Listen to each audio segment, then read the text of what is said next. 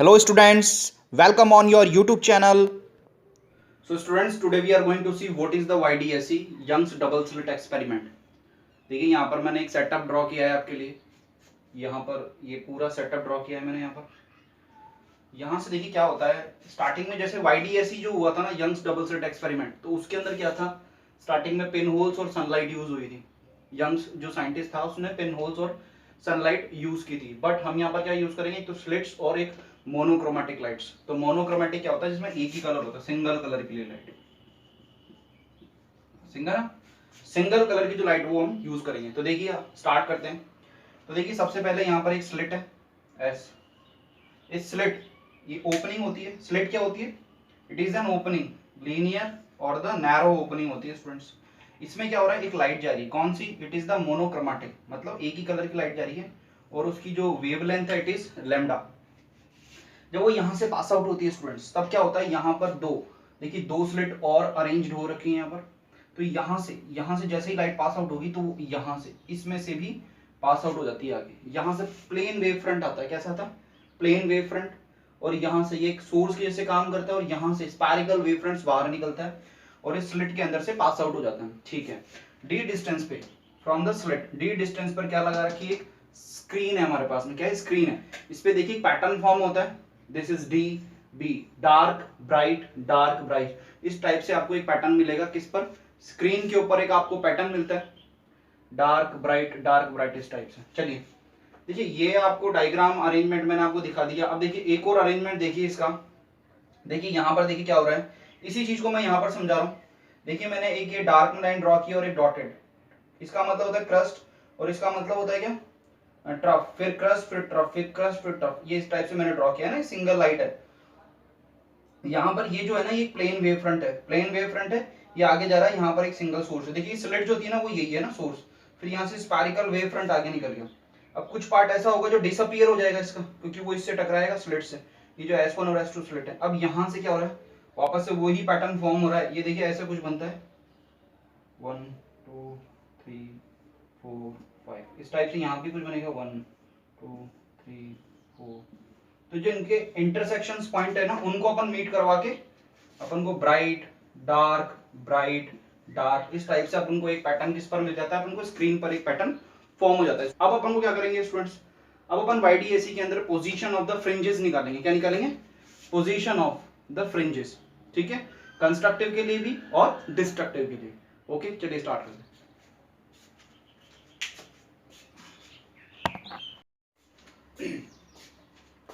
Now students, we are going to see what is the position of the bright and the dark fringes. After that we are discuss about the fringe width. Upon fringe width का formula derive करेंगे। चलिए अपन देखिए, यहाँ पर मैंने एक pattern draw किया हुआ है। ये S1 और S2 स्लिट हैं। यहाँ से जो वेव्स बाहर आ रही हैं वो क्या है, टी टाइम इक्वल टू मैंने 0 मान लिया इनिशियल, और इनिशियल फेज डिफरेंस भी मैंने कितना ले लिया, 0 ले लिया। इस P पॉइंट पर ये रीच हो रही है और क्या कर रही है, एक इंटरफेरेंस पैटर्न फॉर्म कर रही है। ठीक है, चलिए आगे अपन देखते हैं। अब देखिए क्या करते हैं, सबसे पहले यहाँ पर अपन निकालते हैं पाथ डिफरेंस। क्या निकालते हैं स्टूडेंट्स, पाथ डिफरेंस निकालते हैं। किसको निकालने के लिए, position of the dark and the bright fringe. जिसको निकालने के लिए अपन क्या करेंगे, सबसे पहले निकालेंगे पाथ डिफरेंस दो अप्रोक्सीमेशन मेथड से। उसके बाद में जब अपन दोनों अप्रोक्सीमेशन से पाथ डिफरेंस निकाल लेंगे तो उस पाथ डिफरेंस को इक्वलाइज करेंगे कंस्ट्रक्टिव और डिस्ट्रक्टिव के केस में। जो पाथ डिफरेंस है उसको इक्वलाइज करेंगे किससे, कंस्ट्रक्टिव और डिस्ट्रक्टिव के केसेस है, और उसके बाद में पोजीशन फाइंड आउट करेंगे कंस्ट्रक्टिव और डिस्ट्रक्टिव की। ओके चलिए आगे करते हैं।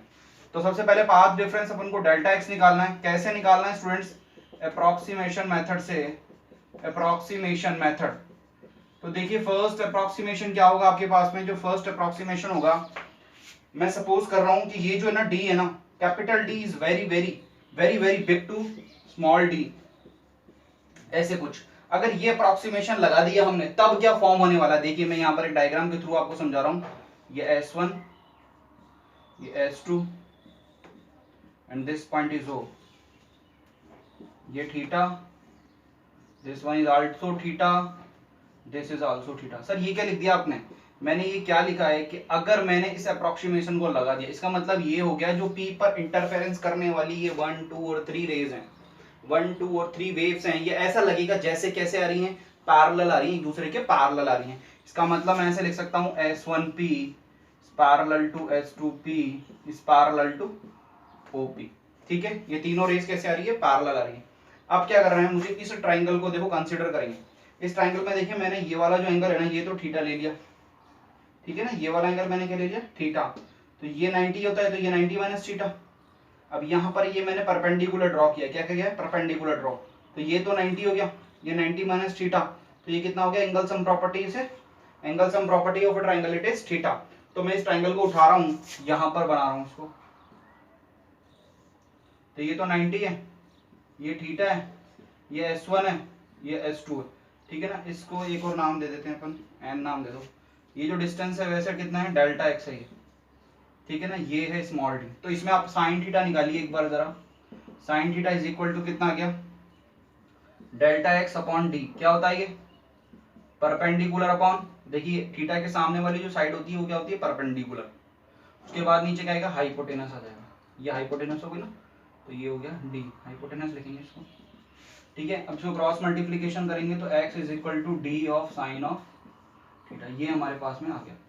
अब अपन देखिए सेकंड अप्रोक्सीमेशन यूज करेंगे।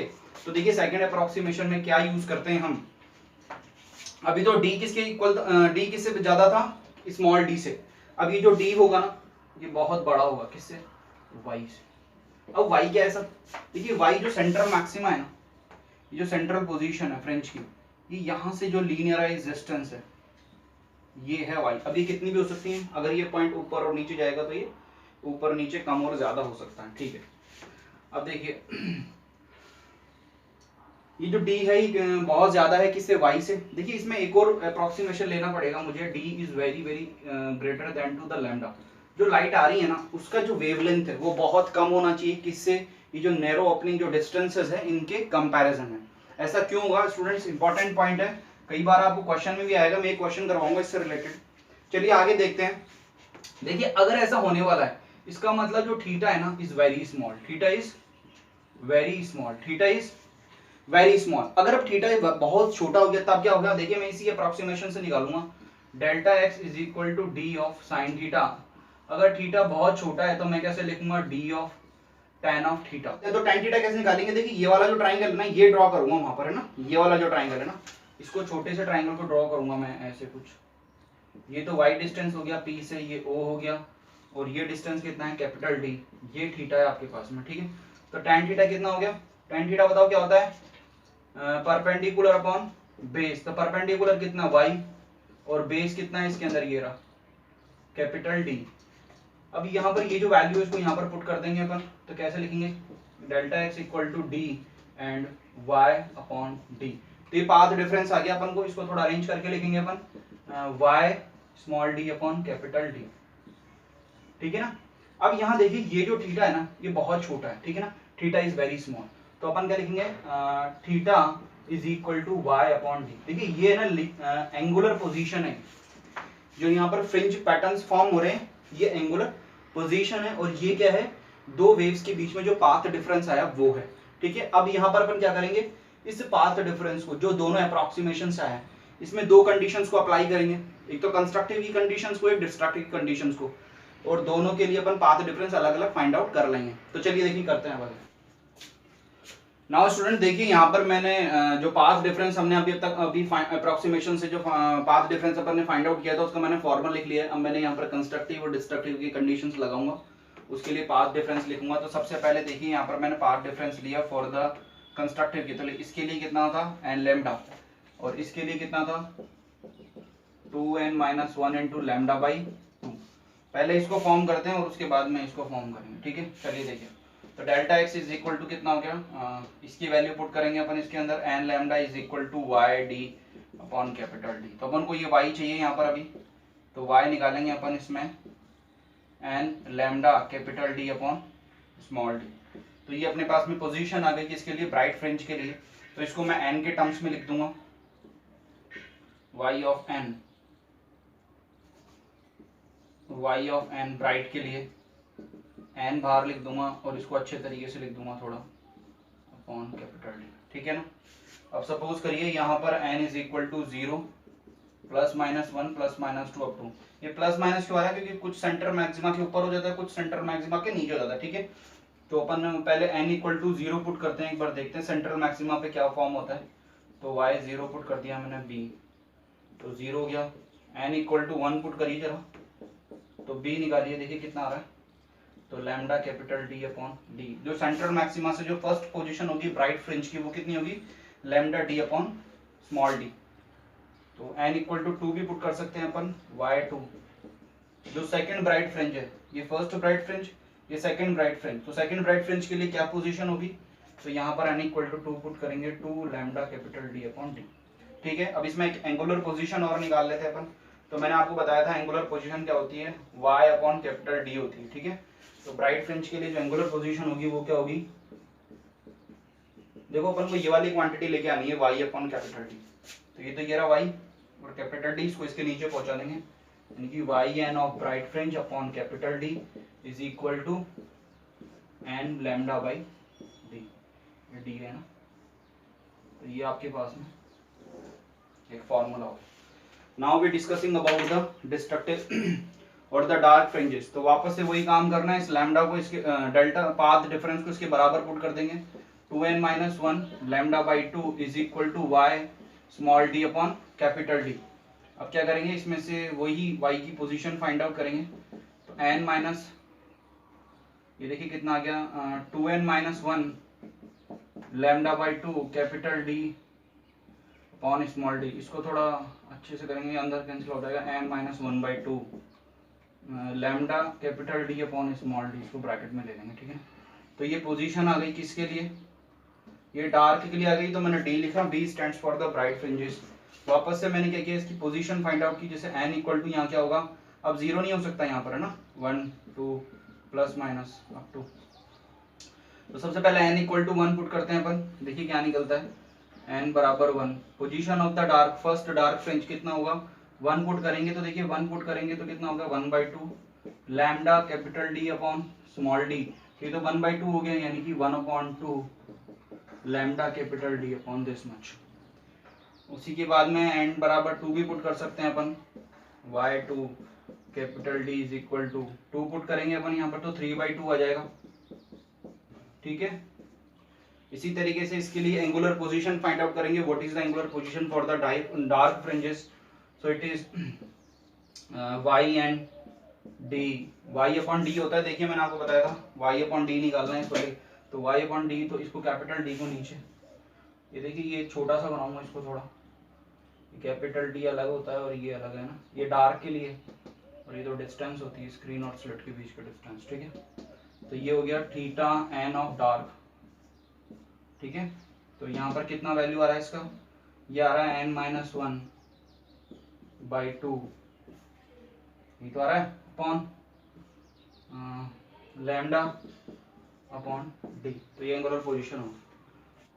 नाउ स्टूडेंट्स अब अपन देखेंगे फ्रिंज विड्थ। ठीक है, तो चलिए देखिए मैंने यहाँ पर एक पैटर्न ड्रॉ किया है आपके लिए। तो यहाँ पर देखिए क्या ये ब्राइट फ्रिंज है और ये फर्स्ट, ये तो सेंट्रल मैक्सिमा है और ये B1 है, यानी कि फर्स्ट ब्राइट फ्रिंज की पोजीशन। तो मैं क्या करता हूँ, ये यहाँ से लेकर ये जो यहाँ तक की डिस्टेंस है, ये वाली डिस्टेंस, तो ये क्या कहलाती है, ये एक ब्राइट फ्रिंज कहलाएगी, फिर ये एक और ब्राइट फ्रिंज कहलाएगी, यानी कि जो दो पोजीशन है ब्राइट फ्रिंजेस की, उन दोनों के बीच की कॉन्सिक्यूटिव डिस्टेंस। तो अपन फ्रिंज विड्थ की सबसे पहले डेफिनेशन देखेंगे। तो डेफिनेशन क्या होती है, सेपरेशन बिटवीन, लिखेंगे अपन separation between two consecutive bright and dark fringes.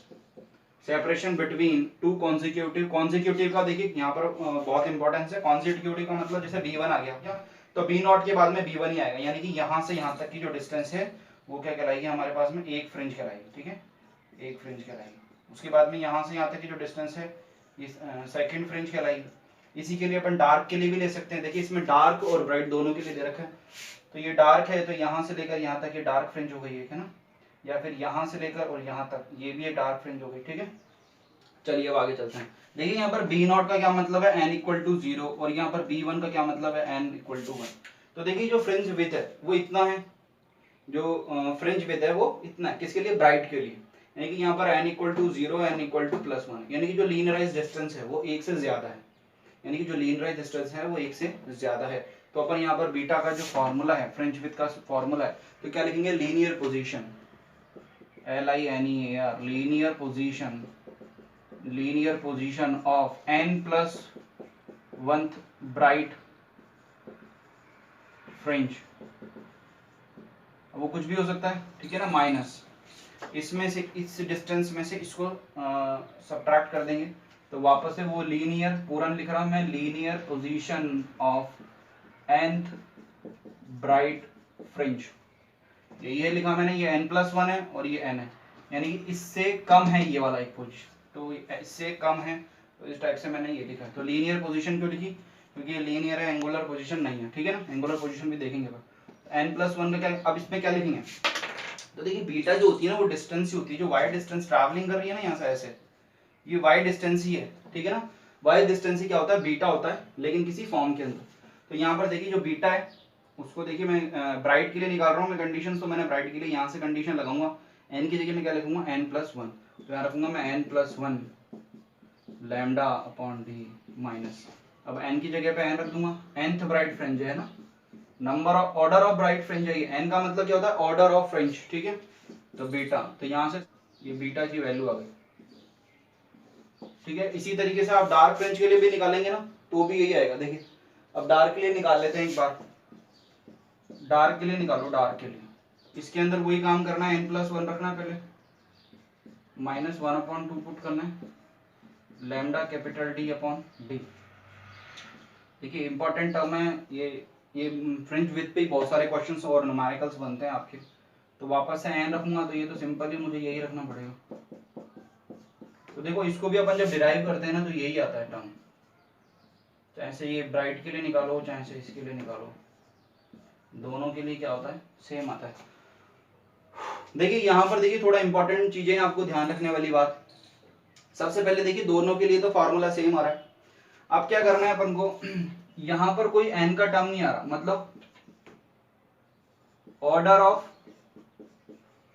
Fringe नहीं आ रही। इसका क्या मतलब है स्टूडेंट्स, यानी कि independent of the order of fringe. इसका मतलब सर जितनी भी जो लाइट्स होती हैं, जितनी जो फ्रिंजेस होती हैं, वो सारी क्या होती हैं, इक्वल विड्थ की होती हैं। कैसी होती हैं, इक्वल विड्थ की, मतलब all fringes of equal width. तो देखिए वही तो आया है ब्राइट के लिए भी और डार्क के लिए, क्योंकि इसमें n का टर्म आ ही नहीं रहा है। देखिए यहाँ पर देखिए मैं इस पोजीशन को डिनोट करता हूँ, देखिए इसके लिए, तो यहाँ पर ये यहाँ तक की जो डिस्टेंस है ये कितना होगा, मैं ब्राइट की बात कर रहा हूँ एक बार, lambda capital D upon D. अगर मैंने सेकंड ब्राइट फ्रिंज निकाला होगा या फिर मैं इसकी पोजीशन डिनोट करूँ, ये कितना हो जाएगा, देखो फर्स्ट ब्राइट फ्रिंज और ये सेकंड ब्राइट फ्रिंज, तो सेंटर मैक्सिमा से इसकी डिस्टेंस, टोटल डिस्टेंस कितनी होगी, यानी कि यहाँ से लेकर और यहाँ तक की जो टोटल डिस्टेंस होगी वो डबल हो जाएगी इसकी, क्या हो जाएगी, डबल हो जाएगी, तो ये हो जाएगी इसकी डिस्टेंस। तो आई होप आपको समझ में आया होगा। अब अपन इसके ऊपर कुछ न्यूमेरिकल करेंगे अच्छे। अब जो आगे वाली वीडियो आने वाली है वो आपकी पूरी न्यूमेरिकल की हो जाएगी, ठीक है। अब देखिए आप है ना स्टार्टिंग में जो वीडियोस होती है ना उसको पूरा अच्छे से देखिए, हो सकता है आपने थ्योरेटिकल पोर्शन पढ़ा हो, लेकिन यहाँ पर आपके सामने बहुत सारे ऐसे पॉइंट डिस्कस होंगे जिसके अंदर अपन बहुत सारे इंपॉर्टेंट जो न्यूमेरिकल ओरिएंटेड होते हैं उन पॉइंट्स को अपन डिस्कशन करेंगे यहाँ पर, ठीक है।